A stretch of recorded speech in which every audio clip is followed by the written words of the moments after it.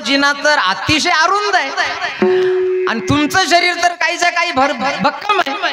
मग यदा कदाचित जर तुमच्या जीवाचं काही जर बरं वाईट झालं तर असा विचार मी केला की तुमच्या जीवाचं जर काही बरं वाईट झालं तर नेमकं तुम्हाला खाली कसं काढायचं. त्यानं पाहिलं, शेठजीनं पाहिलं माझं शरीर स्थूल आहे असं म्हणून हा असा विचार करतो की माझा मृत्यू झाल्यानंतर मला खाली कसं काढायचं. त्यांना सेवक बोलवले शेठजीनं. 2 सेवक आले. 2 सेवक आल्यानंतर त्यांना सांगितलं या व्यक्तीचे हात बांधा आणि या व्यक्तीचे पाय बांधा आणि याला एका खोलीमध्ये बंदिस्त करायला. आज सेवक आले. शेठजी गावचे शेठ होते आणि आल्याबरोबर याचे हात बांधले, याचे पाय बांधले, एका बंदिस्त खोलीमध्ये याला बंदिस्त केलं. तास 1.5 तास झाला. गेलेला मुलगा शेठजीकडे गेला, पैसे मागण्याकरता गेला आणि तो अजून आला नाही. म्हणून मधला जो मुलगा होता या व्यक्तीनं मधल्या मुलाला सांगितलं अरे तू जा, तुझा भाऊ लहान भाऊ गेला 1000 रुपये शेठजीकडे आणण्याकरता तो अजून आला नाही, तू जा बरं. हा मधला गेला. हा त्याचाच भाऊ होता मधला. हा गेला 3 मजली असणारी ती इमारत चढून, सागाचा बंगला जिना चढून ज्या वेळेला गेला समोर पाहिलं तर शेठजी बसलेले होते. आणि पुन्हा हा आल्यानंतर यानंही ज्या वेळेला भरभक्कम असणारं शेठजीचं शरीर पाहिल्यानंतर हाही हसायला लागला. तर शेठजी पुन्हा विचार करायला लागले. आल्याबरोबर पहिला हसायला लागला आणि हाही हसायला लागला, नेमकं झालं तरी काय. मग शेठजीने विचारलं कोण आहे म्हटले, तू कशा करता आला, काय काय म्हण, हसतो का. अहो म्हटले माझा भाऊ तुमच्याकडे आला होता. असं काय करत. तुझा भाऊ 1000 रुपये आमच्या वडिलांनी सांगितलं तुम्ही काम कराल आमचं म्हणून तुमच्याकडे आलो मी 1000 रुपये नेण्याकरता. माझा भाऊ लहान भाऊ आला होता. तुझा भाऊ होता तो. म्हटले हो. तू कशा करता आला. 1000 रुपये नेण्याकरताच. हसतो का. तोही हसायला लागला होता. शेठजीने विचारलं तू का हसतो. त्यावेळेला शेठजी अगोदर बोलायला लागले. अगोदर जो आला तोही हसत होता, पण त्याला मी एका खोलीमध्ये बंदिस्त कैद केलेलं आहे. का बरं. काय चूक केली त्यानं. माझा भाऊ होता तो. तुझा भाऊ होता म्हणून तर सांगतो ना. काय केलं त्यानं. आल्याबरोबर तो हसायला लागला आणि तो म्हणायला लागला की तुमच्या शरीराचं जर काही बरं वाईट झालं तर तुम्हाला या बंगल्यातून खाली कसं काढायचं असा म्हणतो तुम्हाला. अहो काही झालं तर तो लहान भाऊ आहे, अज्ञानी आहे, नादान आहे तो. मी समजदार आहे. जरी तुमच्या शरीराचं या बंगल्यामध्ये काही जर बरं वाईट म्हणजे हा विचार आहे. जरी तुमच्या शरीराचं काही बरं वाईट झालं एवढी चिंता काळजी किंवा एवढा विचार करायची त्याला काही गरज नव्हती. अहो तुमच्या शरीराचं जर काही बरं वाईट झालं तर मग तो विचार करतो तर खाली कसं काढायचं. तुमच्या शरीराचं शेठजी जर काही बरं वाईट झालं ना तुम्ही अजिबात चिंता करू नका. एक कोयता घेऊन येऊ आम्ही. काय करू. एक कोयता घेऊन येऊ आणि छाटू तुम्हाला आणि तुम्हाला नंतर खाली काढू. आता हा शेठजी ऐकतो आणि हा बोलतो. ज्या वेळेला शेठजीनं याचं बोलणं ऐकलं आणि ऐकल्याबरोबर शेठजीचा आता राग अनावर झाला ना. तळ पायाच्या मस्तकाला गेली. पुन्हा सेवक बोलवले. सेवक बोलवल्यानंतर सांगितलं याचे सुद्धा हात आणि पाय बांधा, याला सुद्धा बंदिस्त करायला. त्यालाही बंदिस्त केलं. पुन्हा तास 1.5 तास झाला. 2-3 तास झाले. बापानं विचार केला 2 मुलं गेले आणि अजून परत नाही आले. पुन्हा जो मोठा मुलगा होता त्याला सांगितलं अरे तुझे 2 भाऊ गेले, जा तू. हाही गेला. 3ऱ्या मजल्यामध्ये शेठजी बसलेले होते. विचारायला लागला शेठजीला माझे भाऊ आले होते. तुझे होते का ते भाऊ. म्हटले हो. काय मूर्ख पाठवले म्हटले माझ्याकडे. काय झालं म्हटले शेठजी. 1000 रुपये नेण्याकरता आले आणि ते बोलायला लागले मला. काय बोलायला लागले. पहिला म्हणायला लागला तुमच्या शरीराचं जर काही बरं वाईट झालं तर तुम्हाला खाली कसं काढायचं. दुसरा आला तुझा भाऊ, तो म्हणतो कोयता हातामध्ये घेऊन तुमची छाटणी करून खाली काढू. असं मग हा 3रा त्यांचाच भाऊ होता ना. हा त्यांचाच भाऊ आहे. हा बोलायला लागला की शेठजी अहो त्यांना एवढा विचार करण्याची काही गरज नव्हती हो. तुमच्या शरीराचं जर काही बरं वाईट झालं तर तुम्हाला खाली कसं काढायचं किंवा तुमच्या शरीराचे अवयव तोडून तुम्हाला खाली काढायचं असा विचार करण्याची काही गरज नव्हती. त्याला सोपा पर्याय होता. कोणता. हा सागाचा बंगला बांधलेला आहे आणि कोट्यावधी रुपये खर्च करून तुम्ही सागाचा बंगला उभा केलेला आहे. तुमच्या शरीराचं जरी यदा कदाचित काही बरं वाईट झालं तर एक काम करू. काय करू. हा सागाचाच बंगला आहे. या बंगल्यावर थोडंसं पेट्रोल किंवा डिझेल टाकू आणि खालून बंगला पेटून देऊ. म्हणजे सांगायचा मुद्दा मला हा आहे की व्यवहारामध्ये जो विचार करू नये तो विचार मनुष्य करतो. जगद्गुरु तुकाराम महाराज म्हणतात की विचार तर या ठिकाणी मनुष्यानं केलाच पाहिजे, परंतु तो विचार आध्यात्मिक केला पाहिजे. जसं श्रीमद भागवतामध्ये एक महात्मा आहे शुकाचार्य. शुकाचार्य विचार करत बसले. ज्या स्थानावर शुकाचार्य विचार करत बसले ते स्थान म्हणजे आईचं उदर आहे. आईच्या उदरामध्ये शुकाचार्य विचार करतायत. कोणता विचार? आत्मकल्याणाचा विचार. आणि किती दिवस बसले माहित आहे? 12 वर्ष. ब्राह्मणाचे पोर एक खेळासी भ्याले, ब्राह्मणाचे पोर एक खेळासी भ्याले, ब्राह्मणाचे पोर एक खेळासी भ्याले, ब्राह्मणाचे पोर एक खेळासी भ्याले. 12 वर्ष लपाले रे, 12 वर्ष लपाले रे. कापत कापत बाहेर आले, कापत कापत बाहेर आले, कापत कापत बाहेर आले, कापत कापत बाहेर आले. नागवेची पळून गेले रे, ते नागवेची पळून गेले रे.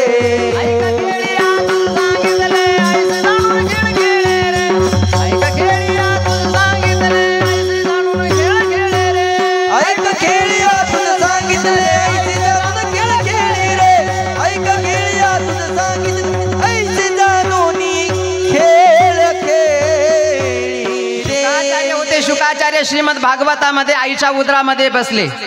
कीर्तनाला आलेले लोक 2 तास इथं बसवत नाही माणसाला. बसवतो का? बसवत नाही ना. 2 तास इथं बसवत नाही.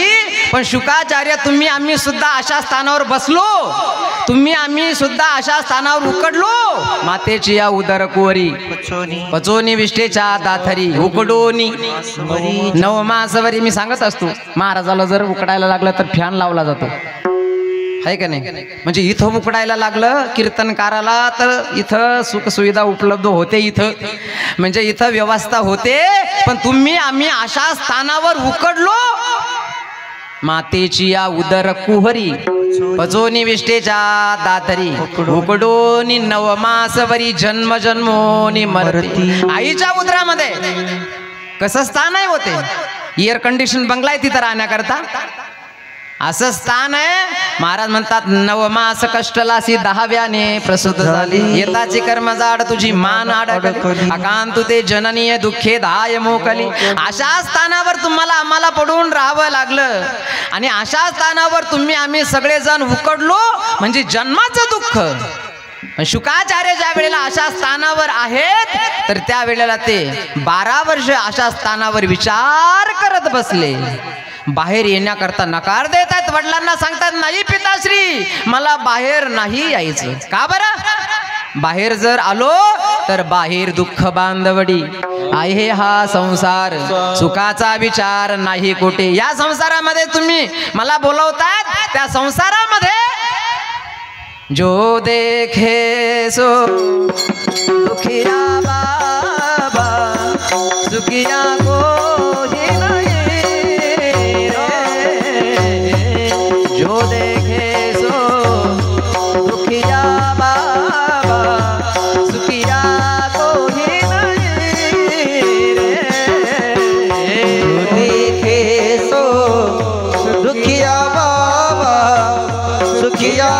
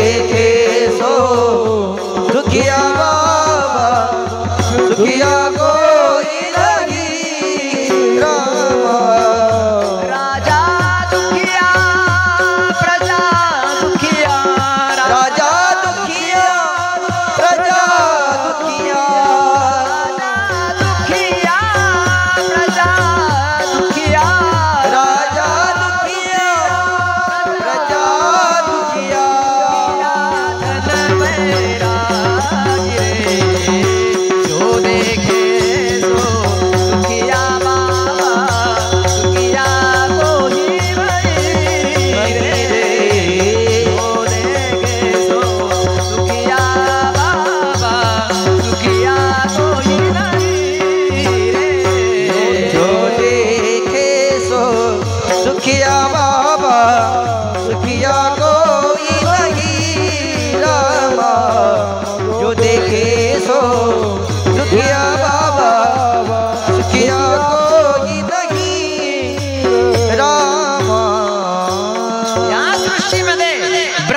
ब्रह्मदेव सुद्धा सुख ब्रह्मदेवही सुखी नाही. जो या सृष्टीची उत्पत्ती निर्मिती जो करतो तो ब्रह्मदेव सुखी नाही. या सृष्टीचं पालन जो करतो तोही सुखी नाही. आणि या सृष्टीचा जो संहार करतो तोही सुखी नाही.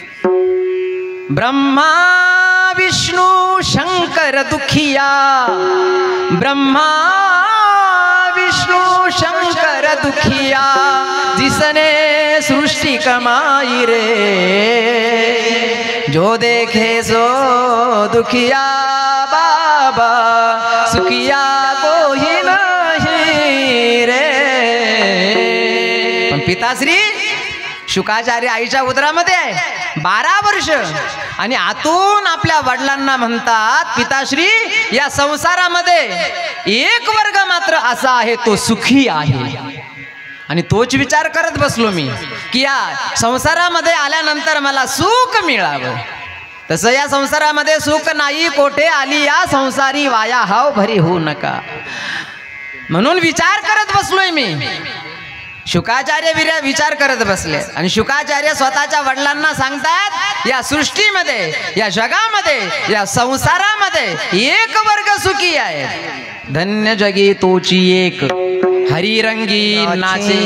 जो हरीच्या भजनामध्ये रंगलेला आहे, ज्याला हरीच्या भजनाची आवड लागलेली आहे, तो सुखी आहे. कबीर महाराज वर्णन करतात, कहत कबीरा वो नहीं दुखिया, कहत कबीरा वो नहीं दुखिया, जिसने मन को जीता रे, जो देखे सो दुखिया बाबा, सुखिया कोही नाही रे. विचार केला शुकाचार्यांनी, विचार केला आणि 12 वर्षानंतर आईच्या उदरातून बाहेर आले आणि भगवंताच्या भजनाकरता निघून गेले. श्रीकृष्ण गोविंद हरे मुरारे, हे नाथ नारायण वासुदेव. श्रीकृष्ण गोविंद हरे मुरारे, हे नाथ नारायण वासुदेव. कृष्ण गोविंद हरे मुरारे, हे नाथ नारायण वासुदेव. कृष्ण गोविंद हरे मुरारे, हे नाथ नारायण वासुदेव. हे नाथ नारायण वासुदेव, हे नाथ नारायण वासुदेव. हे नाथ नारायण वासुदेव, हे नाथ नारायण वासुदेव. हे नाथ नारायण वासुदेव, हे नाथ नारायण वासुदेव. हे नाथ नारायण वासुदेव, हे नाथ नारायण वासुदेव. श्री कृष्ण गोविंद हरे मुरारे, हे नाथ नारायण वासुदेव. श्री कृष्ण गोविंद हरे मुरारे, हे नाथ नारायण वासुदेव. गोविंद हरे मुरारे, हे नाथ नारायण वासुदेव. श्री कृष्ण गोविंद हरे मुरारे, हे नाथ नारायण वासुदेव. हे नाथ नारायण वासुदेव. जन्म मृत्यूचं दुःख समाप्त व्हावं म्हणून शुकाचार्य 12 वर्षानंतर आईच्या उदरातून बाहेर आले. भगवंताचं भजन करण्याकरता वनाच्या दिशेनं निघून गेले. हा विचार करा. शुकाचार्याने जो विचार केला, जसं गौतम बुद्धांचं चरित्र आपण ऐकत असतो ना, गौतम बुद्ध होते. गौतम बुद्धांच्या चरित्रामध्ये ज्या वेळेला संसाराचा अनुभव आला, संसाराचं यथार्थ रहस्य कळालं. संसाराचं रहस्य कळालं म्हणजे ज्या वेळेला बुद्धांचा ज्या वेळेला जन्म झाला ना, त्यांचं लहानपणीचं नाव हे सिद्धार्थ होतं. जन्म झाला आणि भविष्य पाहणारे जे होते ना, त्यांनी ज्या वेळेला राजाला कळवलं, तसं सिद्धार्थ गौतम बुद्ध हे सूर्यवंशामध्ये जन्माला आलेले सत्पुरुष आहे. ज्या वेळेला यांचा जन्म झाला, भविष्यकार जे होते त्यांनी सांगितलं की हा मुलगा वैराग्यवान होणार आहे, साधू होणार आहे. राजानं पाहिलं एकुलता एक मुलगा, हा जर साधू झाला तर हे राज्य कोणी चालवायचं. म्हणून याला असं वातावरण निर्माण होणार नाही, वैराग्य होईल असं वातावरण निर्माण होणार नाही, अशी योजना या ठिकाणी राजानं केली. लहानचा मोठा झाला सिद्धार्थ. आणि एक दिवस वडील आहे, वृद्धावस्था आली आणि बापानं पाहिलं मुलगा आपला तरुण झालेला आहे, आपण आता वृद्धावस्थेच्या दिशेने निघालेलो आहेत आणि अशा वेळेला मुलाच्या स्वाधीन आता हे राज्य सोपवलं पाहिजे. पण ज्याच्या स्वाधीन हे राज्य सोपवायचं आहे त्याला जगाचा अनुभव नाहीये. मग जगाचा अनुभव याला आला पाहिजे, याकरता प्रधानजीला बोलावलं. प्रधानजीला सांगितलं रथामध्ये याला बसवा, याला रथामध्ये बसवा, तुम्ही याच्या शेजारी बसा आणि याला जरा जगाचं ज्ञान करून घेऊन या. रथामध्ये सिद्धार्थ बसला, प्रधानजी बसले आणि रथ ज्या वेळेला निघाला, नगराच्या बाहेर ज्या वेळेला रथ निघाला तर त्यावेळेला सिद्धार्थनं एक समोर दृश्य पाहिलं. ते दृश्य पाहिल्यानंतर अशी ठेच लागली सिद्धार्थला. काय दृश्य होतं? एक म्हातारा मनुष्य, ज्या माणसाच्या शरीराला कुष्ठरोग झालेला होता आणि कुष्ठरोगानं पीडित असणारी व्यक्ती ज्या वेळेला सिद्धार्थनं पाहिली आणि विचारलं, प्रधानजी ही व्यक्ती कोण आहे, या व्यक्तीच्या शरीराला काय झालेलं आहे? प्रधानजीनं सांगितलं, हा मनुष्यच आहे आणि याला कुष्ठरोग झालेला आहे. कुष्ठरोग? हो. शरीर दुःखाचे कोठार, शरीर रोगाचे भांडार, शरीर दुर्गंधीचे थार, नाही अपवित्र शरीर आहे. म्हणजे या व्यक्तीच्या शरीराला जर कुष्ठरोग झालेला आहे तर माझ्या सुद्धा शरीराला कुष्ठरोग होऊ शकतो. प्रधानजीने सांगितलं, यामध्ये काय आश्चर्य आहे, शरीर आहे, होऊ शकतो. पाहिलं सिद्धार्थनं, पाहिलं माझ्या सुद्धा शरीराला एक दिवस कुष्ठरोग होऊ शकतो. झटकाच बसला हा. ज्या वेळेला पुन्हा रथ पुढे निघाला तर दुसरं दृश्य पाहिलं सिद्धार्थनं. दुसरं दृश्य असं होतं की एक मनुष्य, म्हातारा झालेला मनुष्य, हातामध्ये काठी घेऊन, कमरामधून वाकलेला मनुष्य, म्हातारा मनुष्य त्यानं पाहिला. सिद्धार्थनं विचारलं, प्रधानजी याला काय झालं नेमकं, यानं हातामध्ये काठी घेऊन हा वाकलेला का आहे? प्रधानजीने सांगितलं, हा वाकला नाही, याला वाकवलं. काय केलं? याला वाकवलं. कारण हा जीवनभर कुणाच समोर वाकला नाही, म्हणून आता हा म्हातारा झालेला मनुष्य आहे, वृद्धावस्था आलेली आहे, म्हणून याच्या हातामध्ये आता काठी आहे, कमरेतून वाकलेला आहे. म्हणजे माझ्या सुद्धा शरीराला एक दिवस म्हातारपण येऊ शकतं. दुसरा झटका बसला आणि रथ ज्या वेळेला सिद्धार्थाचा पुढे निघाला तर त्यानं तिसरं दृश्य पाहिलं आणि तिसरं दृश्य पाहिल्यानंतर मात्र यथार्थ संसाराचं रहस्य सिद्धार्थाला कळालं. तिसरं दृश्य असं होतं, 4 जण एका जणाला चालले होते घेऊन. आता 4 जण चालले होते घेऊन. म्हणजे अशा वेळेला सिद्धार्थ प्रधानजीला विचारतो, प्रधानजी हा 4घांच्या खांद्यावर कुठं झोपून चालला, कोण आहे हा? त्यावेळेला प्रधानजीनं सांगितलं, हा झोपून चालला नाही, हा कायमचा झोपला. हा कायमचा झोपला, याचा मृत्यू झालेला आहे आणि याला हे लोक स्मशान भूमीमध्ये चालले घेऊन, स्मशान भूमीमध्ये. म्हणजे याचा मृत्यू झालेला आहे. मृत्यू झालेला आहे. एक दिवस माझ्या सुद्धा शरीराचा मृत्यू होऊ शकतो. ज्या वेळेला हे ऐकलं सिद्धार्थनं तर त्या दिवशी घरी आला आणि नगरातून रात्रीच्या वेळेला सिद्धार्थ नगर सोडून निघून गेला. संसाराचं यथार्थ रहस्य ज्याला कळालं, विचार केला या संसारामध्ये येऊन सार काय आणि असार काय. सार तर एक भगवंताचं भजन आहे. जसं एक मनुष्य आहे, 4 दिवसाचा उपवास आहे. उदाहरण दिलं माऊली ज्ञानेश्वर महाराजांनी की एक व्यक्ती 4 दिवसापासून उपवासी आहे आणि त्या व्यक्तीला एका गावातील श्रीमंत व्यक्तीनं आमंत्रण दिलं जेवण्याचं. आमच्या तिथं दुपारी 12 वाजता जेवायला या. आता 4 दिवसापासून जी व्यक्ती उपवासी आहे तिला आमंत्रण दिलं, ती व्यक्ती आली.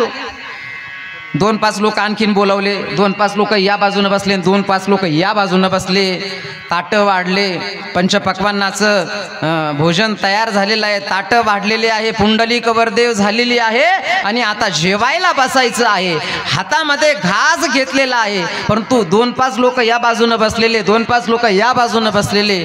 ते लोक पाहतात की आपल्या ताटामध्ये वाढलेले जे पदार्थ आहेत ते जरा वेगळे आहे आणि या विशेष आमंत्रण दिलेल्या व्यक्तीच्या ताटातील पदार्थ जरा वेगळे आहे.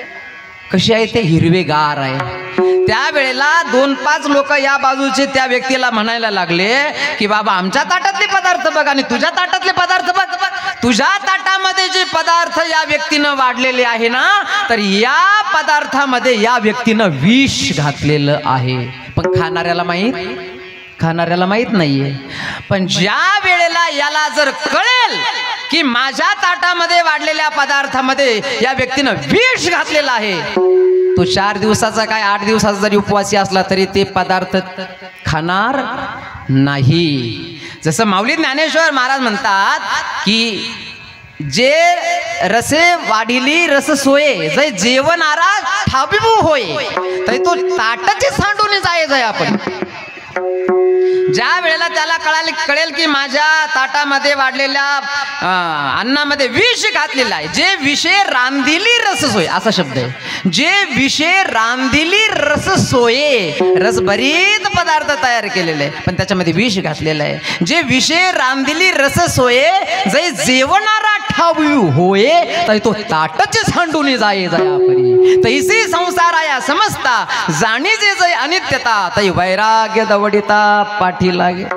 संसाराचं यथार्थ रहस्य सिद्धार्थला कळालं, साधू संतांना कळालं, म्हणून त्यांनी भजनाचा मार्ग धरला. म्हणजे सार काय आणि असार काय याचा निर्णय करून संत महापुरुषांनी भगवंताच्या नामाचा मार्ग स्वीकारला आणि त्याचं वर्णन केलं जगद्गुरु तुकाराम महाराजांनी या ठिकाणी अभंगाच्या प्रथम चरणामध्ये. सार सार विचार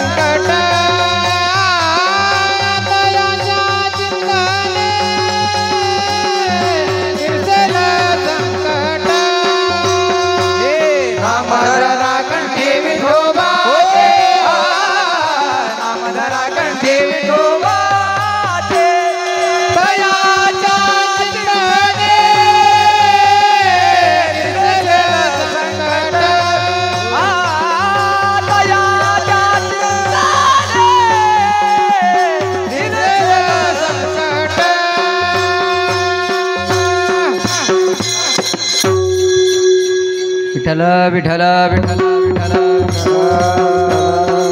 ढोबार कुमाये ढोबार कुमाये ढोबार कुमाये जीव ढोबार कुमाये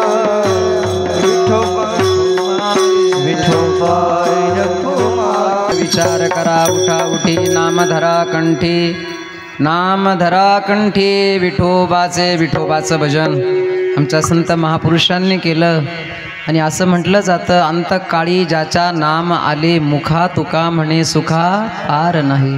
विठोबाची भक्ती, पांडुरंगाची भक्ती आली या संसारा, उठा वेग करा शरण जा उदारा पांडुरंगा. पांडुरंगाची भक्ती असा एक देव आहे जो देव भक्ताची वाट पाहतो.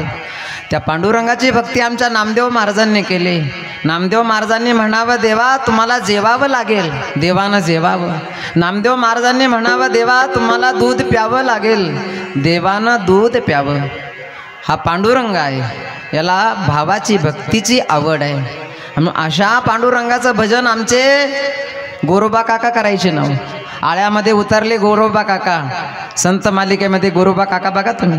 गोरोबा काका एक कुंभार आहे, परंतु या कुंभार कुळामध्ये जन्माला आले. व्यवसाय करत असताना आळ्यामध्ये उतरले आणि आळ्यामध्ये उतरले स्वतःचं मूल आलं ना. माती तुडविता नाही देह स्थिती आठविता चित्ती पांडुरंग. आळ्यामध्ये उतरले, पांडुरंगाचं भजन करायला लागले आणि त्या आळ्यामध्ये स्वतःचं मुलंही तुडवलं गेलं. माती तुडविता नाही देह स्थिती आठविता चित्ती पांडुरंग. पांडुरंगाची भक्ती करणारे आमचे संत महात्मे आहे. आणि म्हणून जगद्गुरु तुकाराम महाराज म्हणतात की पांडुरंगाचं भजन करा, पांडुरंगाची भक्ती जीवनामध्ये करा. सारासार विचार करा, उठा उठी नाम धरा, कंठी विठोबाचे. देवाच्या चिंतनानं काय होतं बघा तुम्ही. महाभारतामध्ये द्रौपदी होती. द्रौपदी तिनं ज्या वेळेला पाहिलं सगळ्यांचा आश्रय सुटला, कुणीही या दरबारामध्ये माझं रक्षण करत नाही, अशा वेळेला तिनं चिंतन केलं देवाचं. हे देवा, हे प्रभू, या असणाऱ्या दरबारामध्ये एक असणारा दुष्ट व्यक्ती माझं वस्त्रहरण करतोय आणि सर्वांना प्रार्थना केली तरी सुद्धा माझं रक्षण इथं कोणी करत नाही. देवाचं चिंतन केल्याबरोबर द्रौपदी करता भगवान परमात्मा प्रगट झाला. देवाला हाक मारली आणि देव द्रौपदी करता धावून आला. म्हणून तुका म्हणे तुझ सोडविना कोणी एका चक्रपाणी वाचोनिया. देवाला हाक मारली तर देव जिच्या करता धावून येतो. आणि भगवंतानं सुद्धा गीतेमध्ये एक ठिकाणी वर्णन केले, जो मज होय अनन्य शरण तयाचे निवारिणी जन्म आणि मरणाचंच दुःख मोठं आहे. जसं तुम्ही आम्ही जर आजारी पडलो ना, दवाखान्यामध्ये जर गेलो, डॉक्टरनं जर आपल्याला तपासलं ना, तर डॉक्टर आपल्याला एक गोळी देतात बघा, जिचं नाव आहे कॅप्सूलची गोळी असते ना. कॅप्सूलची गोळी, तिला 2 टोपण असतात, दोन बाजूनं 2 टोपण असतात. या बाजूचं एक टोपण आणि या बाजूचं एक टोपण, मध्ये औषध असतं. तसं दोन्ही टोपणं हे कडूच असतात आणि मध्ये असणारं औषधही कडूच असतं. तसं या सृष्टीमध्ये आल्यानंतर एक जन्माचं टोपण म्हणजे जन्माचं दुःख आहे, एक मृत्यूचं टोपण म्हणजे एक मृत्यूचं दुःख आहे. आणि संसारामध्ये म्हणजे त्या गोळीमध्ये जसं विष म्हणजे जसं औषध आहे, तसं संसारामध्ये दुःख आहे. आणि म्हणून देवाचं चिंतन, देवाच्या चिंतनानं जन्म आणि मृत्यूचं दुःख. जो मज होय अनन्य शरण तयाचे निवारी मी जन्म मरण या लागे शरणागता शरण्य मीची एकू. म्हणून या नरदेहाला आल्यानंतर भगवंताची शरणागती ज्यानं केली, महाराज म्हणतात त्याचा शेवटचा दिवस गोड होणार. आणि ते चिंतन कसं त्याचं वर्णन केलं जगद्गुरु तुकाराम महाराजांनी अभंगाच्या दयाच्या चिंतने निरसेल संकट. दयाच्या चिंतने निरसेल संकट. दयाच्या चिंतने निरसेल संकट. दयाच्या चिंतने निरसेल संकट. दयाच्या दयाच्या चिंतने निरसेल संकट. दयाच्या चिंतने निरसेल संकट. दयाच्या चिंतने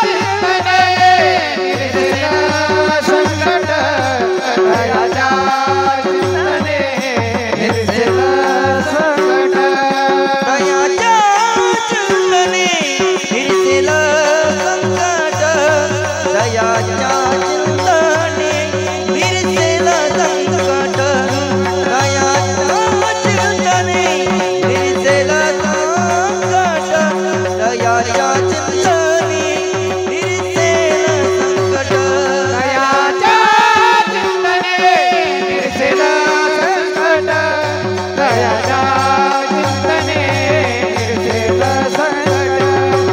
दयाच्या चिंतने निरसेल संकट. दयाच्या चिंतने निरसेल संकट. तराल दुर्घट भवसिंधु. तराल दुर्घट भवसिंधु. हो तराल दुर्घट भव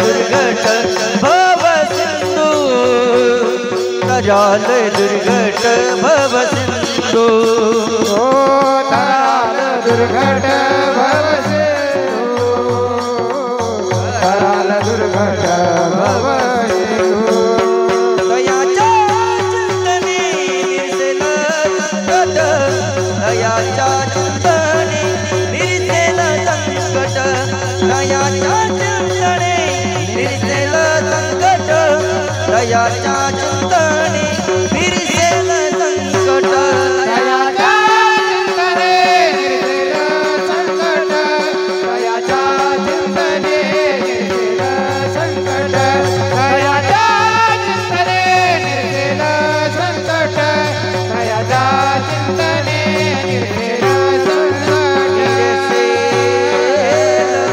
संकट चिंतने निरसेल संकट. भर दरबारामध्ये द्रौपदीवर संकट आलं तर त्यावेळेला द्रौपदीचं रक्षण ज्यानं केलं महाराज म्हणतात तयाच्या चिंतने. श्रीमद भागवतामध्ये गजेंद्राचं चरित्र बघा तुम्ही. गजेंद्र एक हत्ती आहे. ज्या वेळेला सरोवरामध्ये गेला आणि सरोवरामध्ये पाण्यामध्ये असणाऱ्या मगरानं ज्या वेळेला पाय धरला ना त्याचा सोडत नाही तो. गजेंद्रानं पाण्याच्या बाहेर येण्याकरता नाही ते प्रयत्न केले. शेवटी आपल्या स्थानावर असणारा प्राणी सशक्त आहे कारण तो आपल्या स्थानावर आहे आणि स्थलचर प्राणी स्थान भ्रष्ट झाला पाण्यामध्ये आला त्यामुळं स्थान भ्रष्ट झाल्यामुळं शक्ती क्षीण झाली. अशा वेळेला गजेंद्राला तो सोडत नाही हत्तीला सोडत नाही. अशा वेळेला गजेंद्रानं पाहिलं आता मृत्यूशिवाय पर्याय नाही. आता नाही सोडत हा मगर मला. ही तर यमाची मिठी आहे काळाची मिठी आहे. आता कोण सोडविल मला. अशा वेळेला गजेंद्रानं त्या सरोवरामध्ये प्रफुल्लित झालेले कमळ सोंडेनं तोडलं आणि या अनंत ब्रह्मांडाचं सूत्रसंचालन करणाऱ्या शक्तीला हे फूल अर्पण केलं. हे प्रभू आता या ठिकाणी माझं रक्षण करणारं कोणी नाही तुझ्या वाचून. कनवाळू कृपाळू भक्ता लागी मोई गजेंद्राचा धावा तू आ केला विठाई. देवाचं चिंतन केलं गजेंद्रासारख्या हत्तीनं तर गजेंद्राला सोडवण्याकरता देव धावून आला. म्हणून तयाच्या चिंतने निरसेल संकट तराल दुर्घट भव सिंधू. आणि आपल्यालाही नरदेहाला आल्यानंतर संसार सागरातून तरुण जाण्याकरता सगळ्यात सोपा उपाय म्हणजे भगवंताचं नाम.